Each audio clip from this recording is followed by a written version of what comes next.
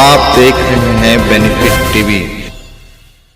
नमस्कार, मैं रविंद्र कुमार और आप देख रहे हैं बेनिफिट टीवी न्यूज़। हम जनता की आवाज़ लगातार उठाते रहते हैं, जनता की समस्या लगातार आपको दिखाते रहते हैं। आज हमारे साथ हैं डॉक्टर आरपी सिंह, जो एक सामाजिक व्यक्ति भी हैं और एक अच्छे डॉक्टर भी हैं और समाज के लिए बहुत सारा उन्होंने काम किया है। बहुत अच्छा इनको समाज में मान सम्मान भी है। आइए हम उनसे बात करते हैं दिवाली के शुभ अवसर पर। तो सर, दिवाली के शुभ अवसर पर जनता को क्या कहना चाहिए? मैं दिवाली के शुभ अवसर पर अपने देशवासियों को, समाज के लोगों को एक संदेश देना चाहता हूं कि यह दिवाली का जो पर्व है बहुत सौहार्दपूर्ण मनाया जाए। मार्केट में फटाके वजह बहुत छूटता है, जिसका बहुत साइड इफ़ेक्ट, प्रदूषण बहुत होता है। हमारी सरकार हर जगह मना करती है कि आप फटाका पर रोक लगे, पटाखे पर रोक लगे, तो और कुछ सोच समझ के लेती है। लेकिन हम मनुष्य ऐसे हैं, हम लोग ऐसे हैं कि उनको बातों की अवहेलना करके हम उतना ही फिर फटाका खरीद रहे हैं, बेच रहे हैं। उस पर रोक लगनी चाहिए, मेरी समझ है। और दिवाली की जिस तरह से हम दिवाली मनाते हैं, सौहार्दपूर्ण वातावरण में मनाते हैं, खूब खुशी मनाते हैं दिवाली। घर में एक दूसरे को मिठाई बांटते हैं, खाते हैं, खिलाते हैं। और अपने घर की जितने कचरा है उस कचरा को लेके हम बाहर किसी गड्ढे में डाल के और उसमें या तो सलाई लगा देते हैं या फिर उसको एक ऐसे जगह डालते हैं कूड़ा करकट में, जहाँ से उसका बैड इफ़ेक्ट हमारे समाज पर नहीं पड़े, हमारे घर पर नहीं पड़े, हमारे रोड पर नहीं पड़े, हमारे लोगों को नहीं पड़े। इसलिए जिस तरह से आप अपने घर की सफाई करते हैं, कूड़ा करकट की सफाई करते हैं, उसी तरह से आपको अपने मन को भी उतना ही पवित्र रखना पड़ेगा। अगर अपने मन को पवित्र नहीं रख पाएंगे उतना बढ़िया, तो हमको लगता है कि दिवाली मनाने से कुछ होने वाला नहीं है। मैं छोटा सा एक उदाहरण आपको देना चाहता हूँ। आप मूर्ति लाते हैं, घर में 1 साल तक पूजा करते हैं, उनके सामने दोनों हाथ जोड़ के प्रणाम करते हैं और कहते हैं, हे भगवान मुझे ये करो, वो करो, ऐसे करो। अब भगवान आपकी बातें सुनते भी हैं, आपको इतना विश्वास है। तो मैं अपने देशवासियों को यह कहना चाहूँगा, जिस तरह से आप उस मूर्ति की पूजा करते हैं, उसको बढ़िया से उठा के अपने कोई स्वच्छ गंगाजल में या स्वच्छ बर्तन में उसको रखें। और उस बर्तन में जो पानी निकलता है, जो डिजॉल्व हो जाता है, उसको किसी फूल में या गमला में डाल दें। ऐसा ना हो कि उसको गंगा जी में जाके प्रवाहित करते हों।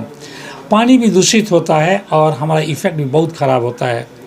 जैसे घर में बूढ़ा बुजुर्ग होते हैं, तो जिस तरह से आप उनकी कदर करते हैं, उसी तरह से उस मूर्ति की भी पूजा करते हैं, उनकी मूर्ति की पूजा करते हैं, उनका ध्यान लगाते हैं, उनसे मांगते हैं। आज ये भी ख़त्म हो जाता है आपका ये आज है आपका धनतेरस। धनतेरस के दिन पर उठा के अपने, कल दिवाली होगी, उठा के कल साफ़ सुथरा नहीं करके एक जगह रख के जाके प्रवाहित कर देते हैं। ऐसा नहीं होनी चाहिए। तो क्या होनी चाहिए ही कि हम उसको अपने एक साफ़ बर्तन में रखें, शुद्ध पानी में गंगाजल डाल के रखें। जब मूर्तियाँ उसमें डिजॉल्व हो जाए तो हम फूल में, फिर अपने कोई गार्डन में रखें जहाँ आपकी पैर नहीं पड़े और अपने दूषित वातावरण में नहीं जाए और किसी वातावरण को दूषित नहीं करे।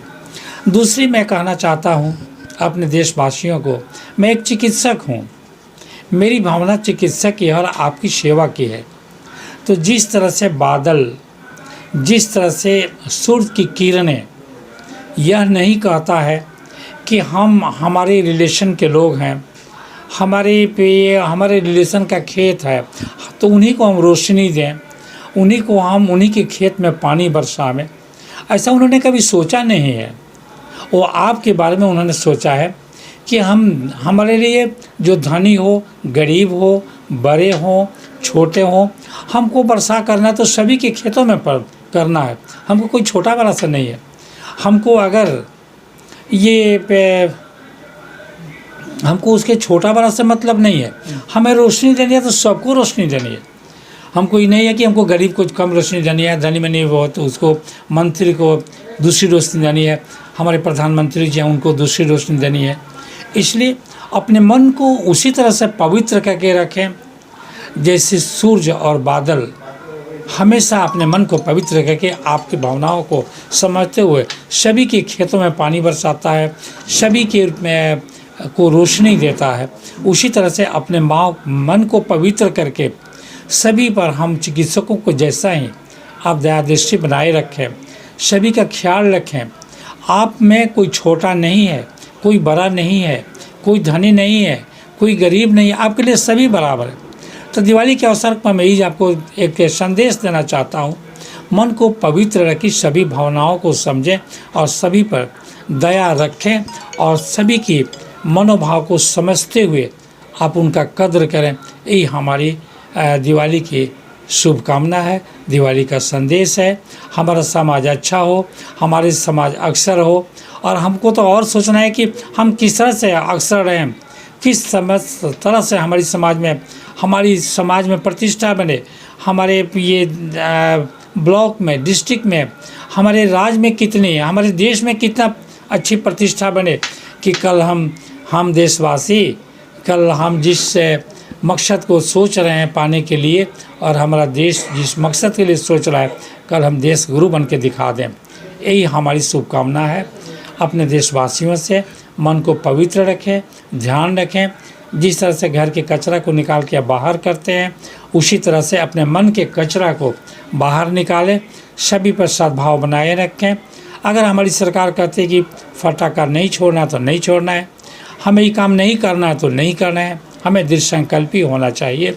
इन्हीं शब्दों के साथ अपनी वाणी को विराम देते हुए अपने देशवासियों को ढेर सारी शुभकामना, उनके स्वास्थ्य की कामना, उनके उज्जवल भविष्य रहे, स्वस्थ रहें, हमारा समाज स्वस्थ रहे, घर स्वस्थ रहे, समाज स्वस्थ रहे, हमारा जिला स्वस्थ रहे, प्राण स्वस्थ रहे और पूरा देश स्वस्थ रहे। हमारी यही शुभकामना दिवाली के शुभ अवसर पर है।